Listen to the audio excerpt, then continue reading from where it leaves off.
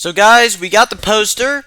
We have the venue, Wembley Stadium. Can't wait. RBC 15's upon us. And we got 3 guys on that poster. And we knew exactly that these guys were going to be on there. We knew what the fights were going to... We knew these 3 world champions, undisputed, unified champions. We absolutely knew they were going to be on this card. RBC 15, it's going to be the big show. You guys are waiting for it. You can't wait. It's time to make some very flawed predictions with what we're given. We're given 3 guys. Cruzaro, welterweight. Ozzy, middleweight. Bogatti, heavyweight. We'll get into the discussion of more weight classes later, because there shouldn't just be 3 weight classes, but that's later. Let's get into what do you think the fights are going to be with only one piece of evidence. And let's start with welterweight. Welterweight, you basically found the main event as soon as you realized, yep, Cruzaro's on this card. And that's going to be Cruzaro versus Rashad. Who else are you going to put up against Cruzaro at this point? Khalid's beating every other contender. He's taking down Garcia. SSI's coming off a loss. Biancalci's coming off a loss. That's still a potential fight, but I don't think you can justify that with the streak Rashad's on. He's won 3 straight. He destroyed Dax at middleweight. He went down. He beat DeVries in a war. And he edged out against Drew Garcia. DeVries coming off a win, but you still can't justify giving him the title shot. I think Rashad has done pretty much enough to gain our respect.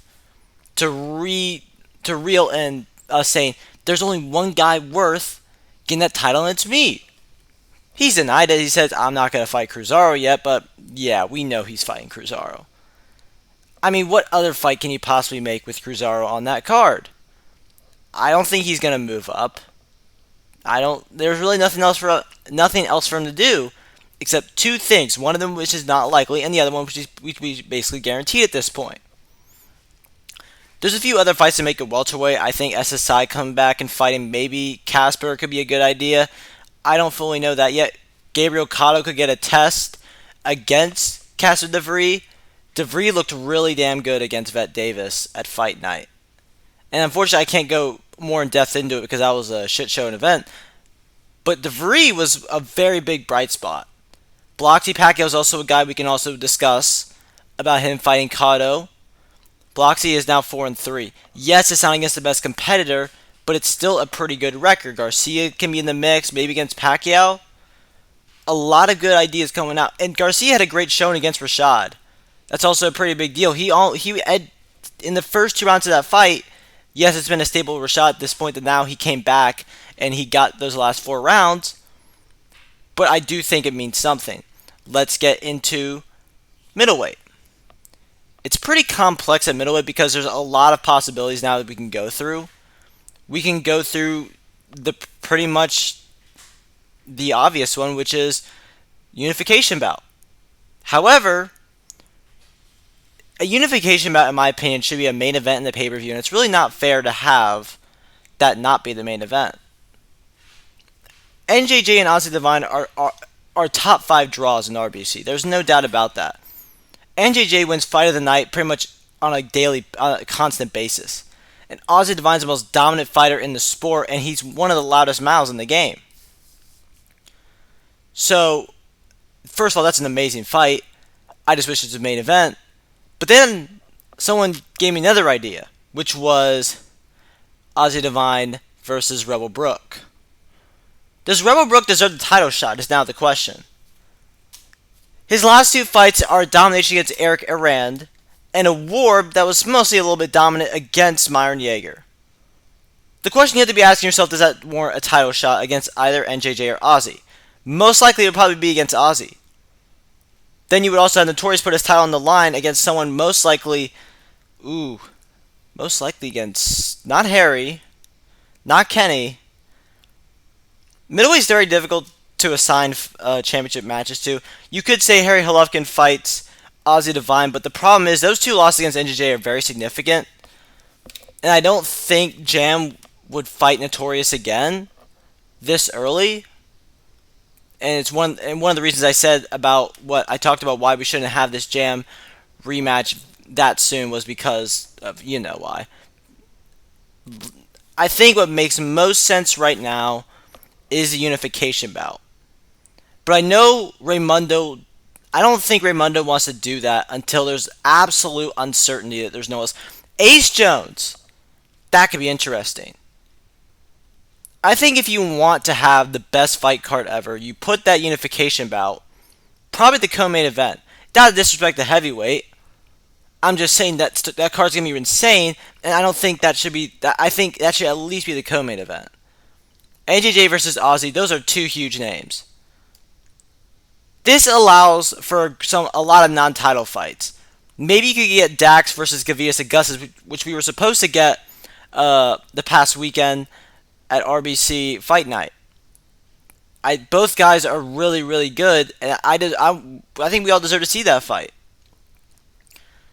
And then it gets to the possibilities of Jam versus Ace Jones, Jam versus Rebel Brook, Rebel Brook versus Ace Jones.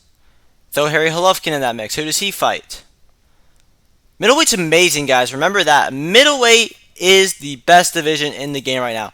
Let's go over the guys. Again, I want to make you guys understand that this division is easily the best in the sport.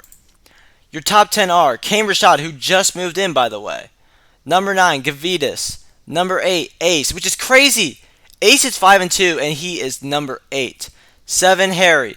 6, Kenny. 5, Dodo Paul's still there. 7, 2-2. Come on, man. The fact that he's in there, I have not even gone through all the title possibilities yet. Harry Golovkin versus Dodo Paul. That's interesting. I kind of like that fight.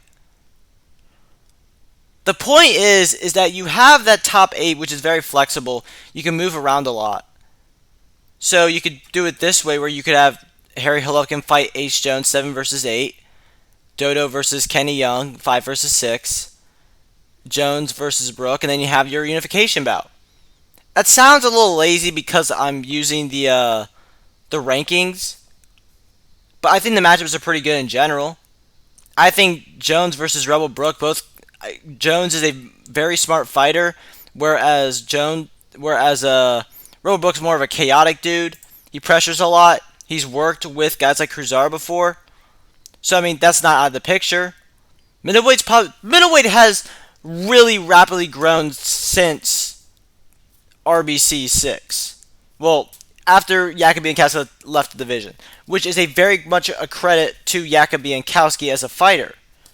The fact that he left that division. Let's move to heavyweight now, and that is when we get into the good shit. That's when we get into the crazy stuff. And it's very interesting because based on the rankings, how they worked, there was a shift. Triple Paul moved down to number 10. Alfie Williams Jr. is now number 9. Do you guys have a problem with that? I think I do have a problem with that because Alfie Williams Jr. is 3-4-1, and Triple Paul is 6-3. I know it's based on recency, but that don't sit right with me. Third shot at 7, Beast Riley at 2-3, Delta Chambers at number 5, which I do not understand why he is above Beast Riley. Number 4 is Cortez Fury, which makes sense. Number 3 is Slav King. Number 2 is Hitman. And number 1 is Bugatti. We all know what title fight's going to be. Bugatti's fighting Tams King, and there's no other way around it. We've tried to make that fight work for so long, and it's finally goddamn time we got it done. You know it, I know it, the world knows it. We want to see that fight. You count out Bugatti time and time again. So let's put him up against the best. We can't talk anymore if he wins. We can't say anything anymore. I mean, he destroyed Maldonado, and we still got critics against him. So let's open case shut. Winner's the best heavyweight of all time. That was the conversation with Fury and Bugatti. Then Bugatti shut him up. Here's another idea. Cortez Fury returns. It's very unlikely, but it could happen, to be honest. And disclaimer, these are not to influence Raimundo at all. This is brainstorming fights, pretty much. You're trying to find the best fight. Okay, you're not really saying, hey, this is my suggestion, make this. I'm looking at all the possibilities currently. I think there's some things I think should happen. Like this one. Let's throw Maverick in the fire right now. Let's get him against the guy in the top 5.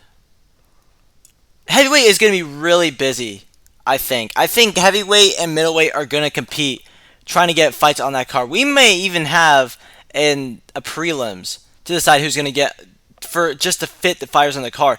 Welterweight may be a little less busy. But let's get Cortez Fury back, if we want to go that route. The dude's only losses to the world heavyweight champion. If he wants to come back, let's give him a guy that's going to be crazy. It's going to be exciting. Triple Paul is a very good... I've had it on the back of my mind. Maybe Triple Paul. He's not what he used to be, but man, can the dude fight. I've heard great things about Triple Paul. NJJ said he can get all the way to the title. I heard great things about Cortez Fury in the past and in these new tools. Whose hype is going to give? Triple Paul was going to say he was going to prove me wrong. So let's throw him in the fire. I'm kidding. 10 versus 4 doesn't make any true sense except for the fact that it's a very intriguing and exciting matchup.